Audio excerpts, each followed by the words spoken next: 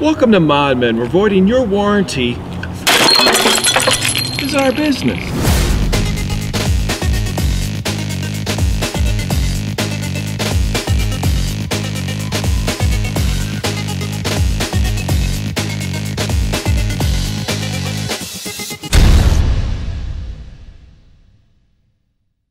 Hello and welcome to the 4th episode of the ModMen Show. I'm your host, Bill Owen, and in this episode we're going to start focusing on water cooling the ModMen PC.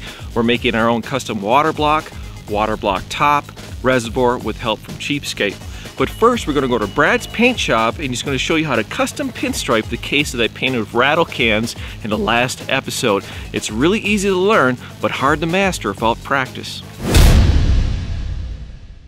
Okay, so what we're gonna do is run down a list of basic essentials. This is like the bare minimum if you ever want to stripe, or at least want to try it. This is actually very cheap to do. What I have here is a coated one-sided sheet of paper for paletting, which we'll get back to later, but you can use a magazine, an old phone book, whatever. Using a lettering enamel, this one's particularly one shot. This is a pretty much industry standard. I'm using a paint thinner. It's like $8 a can.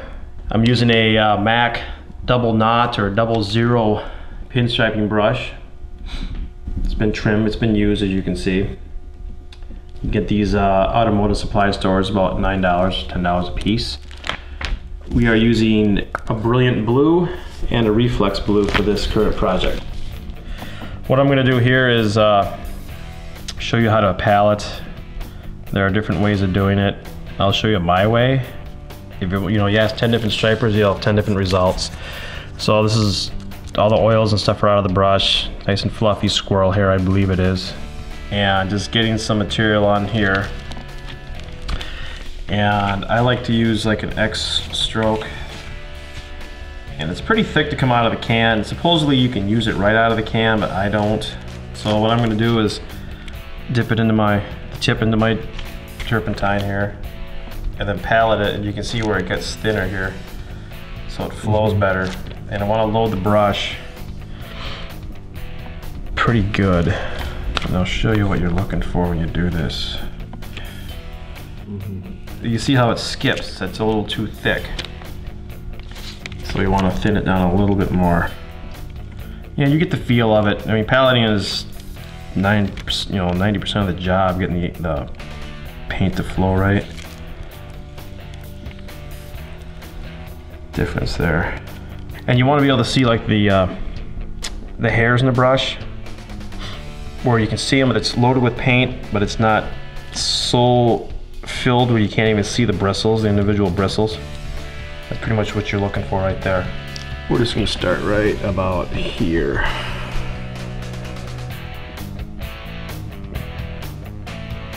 And carefully lift the brush, boom. The more pressure with the brush, the fatter the line, obviously. You can see it when I did it. Because what it does is lays more bristles of the belly down, it spreads it out. And being right-handed, I work left to right, and you do one line, you go to the other side to mimic it, to keep it symmetrical. If you just notice, I made a mistake. I went to this line instead of this one. So what I'm gonna do is just take my paper towel, it's still fresh, and just wipe it off. Even professionals make mistakes, it happens.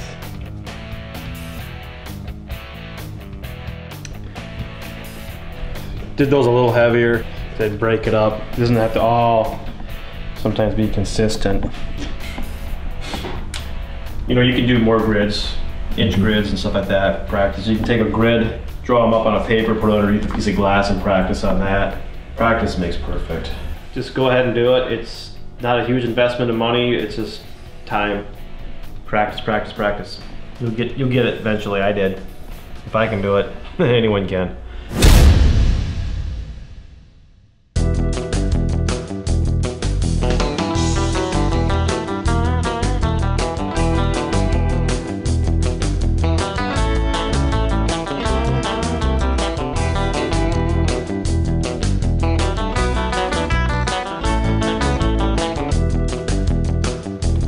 It's the window PC.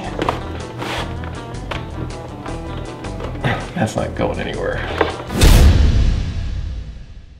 Here's that beefy video card I was talking about from Zotac. It is their GTX 470. This thing is 1280 megabit GDDR5 memory built in, 320-bit memory interface. It has dual DVI output with HDMI on there as well. This thing produces a 2560 by 1600 resolution, but you know what? It's really power hungry. Zotac requires a minimum 550 watt power supply to run this beast, and we're going to definitely need a good monitor to really take advantage of it. Zotac, they make great performing, reliable products. Go to zotac.com to find out more information. Here's a quick tip whenever you're cutting a computer case panel like this. Grab yourself an empty carton about this size, place your panel right on top of the carton. Then, as you're cutting, you can turn the carton if you wish, but best of all, it collects all the debris inside. Not only did Cheapskate design the Modman PC itself, but he also designed our water block cover. Looks massive here. What is this big plate? Well, this actually acts as a shield for the ITX motherboard. We're going to remove that and take a closer look at the water block design itself.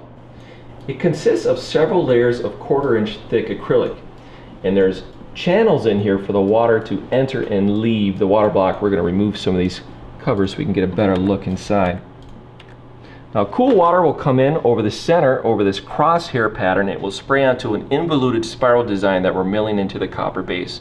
Then the warm water is going to be pushed out to each corner where these outlet holes are that will go back up to the top and leave the water block. Now, Randy's going to tell you more about this involuted spiral design that he's come up with. It's an involute spiral with 4 legs.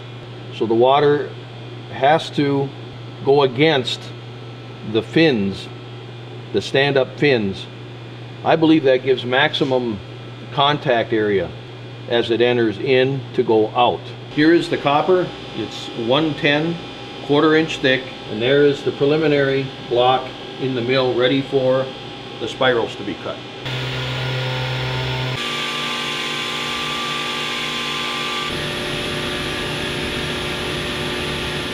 It's done. It's nice. What we're doing is not really a super hot rod, so I'm not too overly concerned about how well it cools. Performance-wise, right. Yeah, I mean, this is really more or less just for fun. But now the ball's in Cheap's court, and he has to get the top to us so we can get this thing assembled. So we're waiting on you, Cheap's.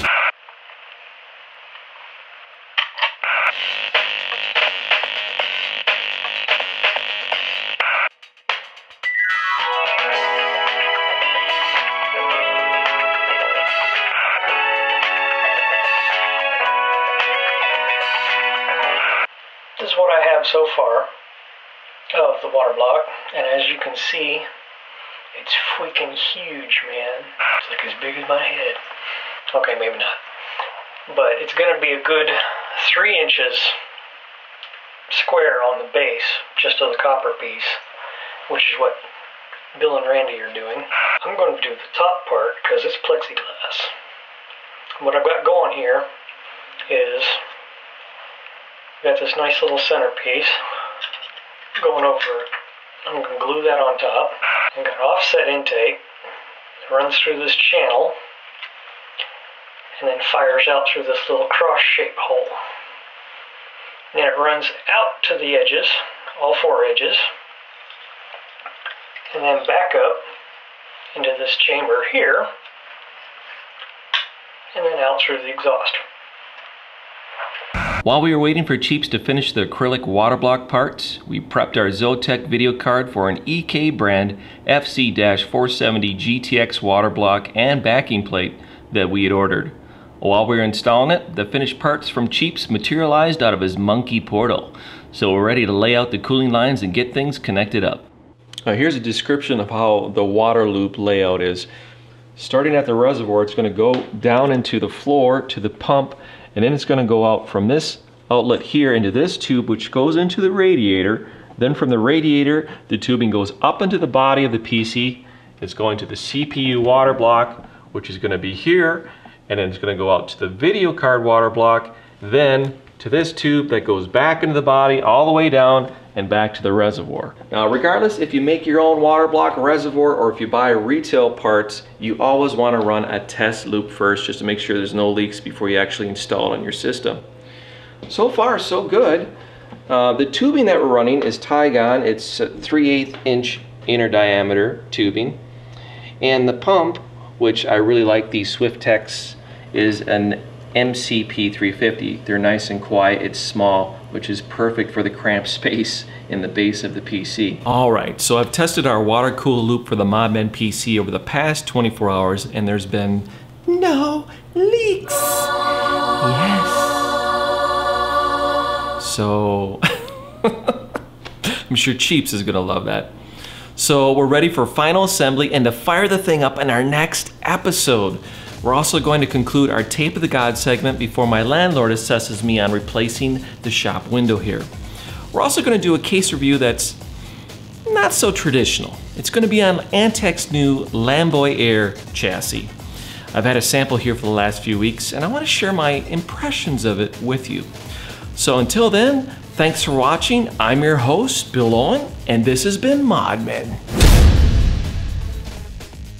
Why are your hands dirty all the time? Well, I'm a custom painter and things do happen. This is what we're using today, blue and teal and black. When you're a guest at MMPC Tech at the workshop for the first time, it's important that you do wear safety glasses, and we've got a 3-level system depending on what your experience is with modding and what type of safety glasses you'll get. The first level is the very cheap plastic. It looks like you've just come in from using a blower back outside look for maximum protection. Then the second tier would be the I'm still in junior high metal shop and I've gotten yelled at by the teacher for making throwing stars out of sheet metal. That's very reflective of that era to me. And then finally, when you're a pro, you get to wear the ultra lightweight OCC style safety glasses. They're nice enough where you could actually walk outside the studio and mingle with the other artists in the building and they wouldn't even know that you're wearing safety glasses.